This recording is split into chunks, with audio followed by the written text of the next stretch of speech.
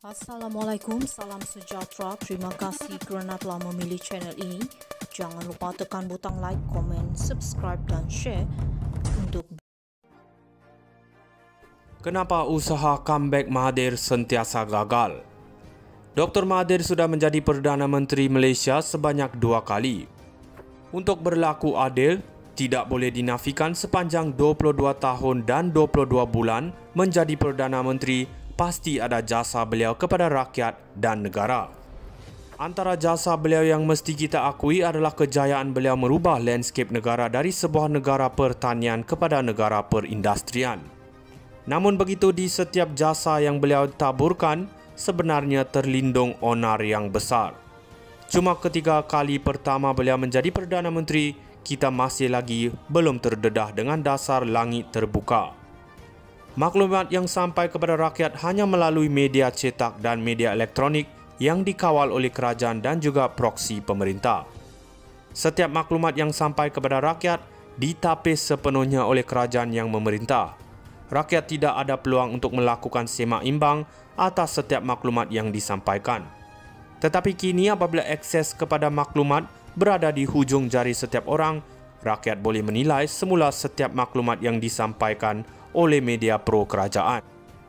Jadi tidak heranlah mengapa Dr. Mahathir hanya mampu bertahan cuma 22 bulan ketika menjadi Perdana Menteri kali kedua. Waktu 22 bulan ketika Dr. Mahathir menjadi Perdana Menteri kali kedua sebenarnya adalah hukuman atas dosa yang telah beliau lakukan selama 22 tahun.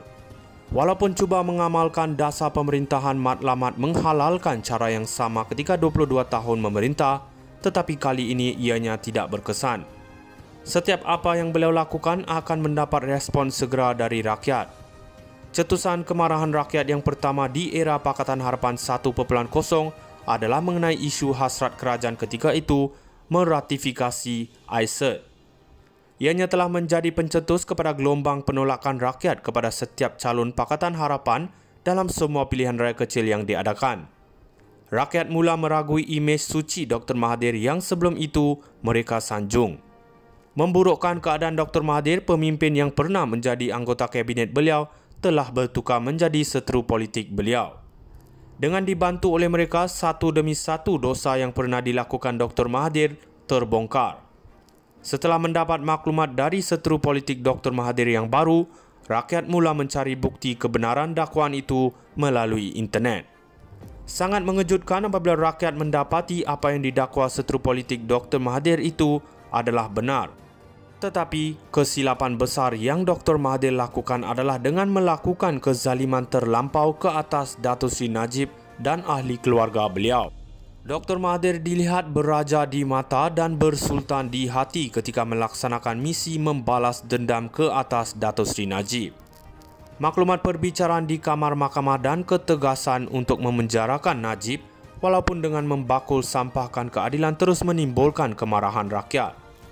Kemuncak penolakan rakyat ke atas Mahathir adalah melalui keputusan PRU15. Kerana kemarahan dan kebencian rakyat terhadap beliau, bukan beliau saja malah parti politik beliau pimpin telah ditolak sepenuhnya. Lebih memalukan, kesemua calon dari parti politik pimpinan beliau kehilangan duit deposit. Di tengah kemuncak kebencian rakyat, Mahathir masih lagi dilihat seperti tidak sedar diri dan syok sendiri. Walaupun kalah teruk dalam PRU15, beliau masih lagi menganggap diri beliau masih relevan dalam dunia politik terkini. Tetapi setiap kenyataan dari Dr. Mahathir kini diperlekehkan oleh rakyat. Beliau kini ibarat harimau tua yang sudah tiada taring tetapi masih lagi bernafsu untuk menjadi hulu balang rimba. Kenapa usaha comeback Mahathir sentiasa gagal? Dr. Mahathir sudah menjadi Perdana Menteri Malaysia sebanyak 2 kali. Untuk berlaku adil, tidak boleh dinafikan sepanjang 22 tahun dan 22 bulan menjadi Perdana Menteri, pasti ada jasa beliau kepada rakyat dan negara. Antara jasa beliau yang mesti kita akui adalah kejayaan beliau merubah landscape negara dari sebuah negara pertanian kepada negara perindustrian. Namun begitu, di setiap jasa yang beliau taburkan, sebenarnya terlindung onar yang besar. Cuma ketika kali pertama beliau menjadi Perdana Menteri, kita masih lagi belum terdedah dengan dasar langit terbuka. Maklumat yang sampai kepada rakyat hanya melalui media cetak dan media elektronik yang dikawal oleh kerajaan dan juga proksi pemerintah. Setiap maklumat yang sampai kepada rakyat ditapis sepenuhnya oleh kerajaan yang memerintah. Rakyat tidak ada peluang untuk melakukan semak imbang atas setiap maklumat yang disampaikan. Tetapi kini apabila akses kepada maklumat berada di hujung jari setiap orang, rakyat boleh menilai semula setiap maklumat yang disampaikan oleh media pro kerajaan. Jadi tidak heranlah mengapa Dr. Mahathir hanya mampu bertahan cuma 22 bulan ketika menjadi Perdana Menteri kali kedua. Waktu 22 bulan ketika Dr. Mahathir menjadi Perdana Menteri kali kedua sebenarnya adalah hukuman atas dosa yang telah beliau lakukan selama 22 tahun. Walaupun cuba mengamalkan dasar pemerintahan matlamat menghalalkan cara yang sama ketika 22 tahun memerintah, tetapi kali ini ianya tidak berkesan. Setiap apa yang beliau lakukan akan mendapat respon segera dari rakyat. Cetusan kemarahan rakyat yang pertama di era Pakatan Harapan 1.0 adalah mengenai isu hasrat kerajaan ketika itu meratifikasi ICET. Ianya telah menjadi pencetus kepada gelombang penolakan rakyat kepada setiap calon Pakatan Harapan dalam semua pilihan raya kecil yang diadakan. Rakyat mula meragui imej suci Dr. Mahathir yang sebelum itu mereka sanjung. Memburukkan keadaan Dr. Mahathir, pemimpin yang pernah menjadi anggota kabinet beliau telah bertukar menjadi seteru politik beliau. Dengan dibantu oleh mereka, satu demi satu dosa yang pernah dilakukan Dr. Mahathir terbongkar. Setelah mendapat maklumat dari seteru politik Dr. Mahathir yang baru, rakyat mula mencari bukti kebenaran dakwaan itu melalui internet.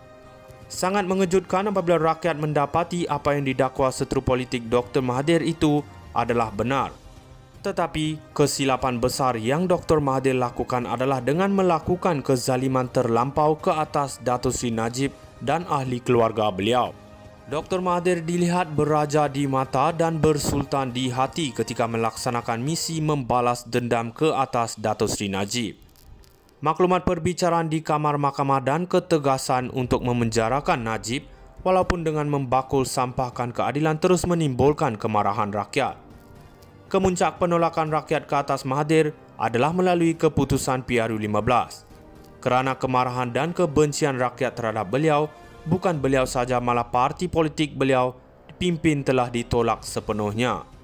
Lebih memalukan, kesemua calon dari parti politik pimpinan beliau kehilangan duit deposit. Di tengah kemuncak kebencian rakyat, Mahathir masih lagi dilihat seperti tidak sedar diri dan syok sendiri. Walaupun kalah teruk dalam PRU15, beliau masih lagi menganggap diri beliau masih relevan dalam dunia politik terkini. Tetapi setiap kenyataan dari Dr. Mahathir kini diperlekehkan oleh rakyat. Beliau kini ibarat harimau tua yang sudah tiada taring tetapi masih lagi bernafsu untuk menjadi hulu balang rimba. Kenapa usaha comeback Mahathir sentiasa gagal? Dr. Mahathir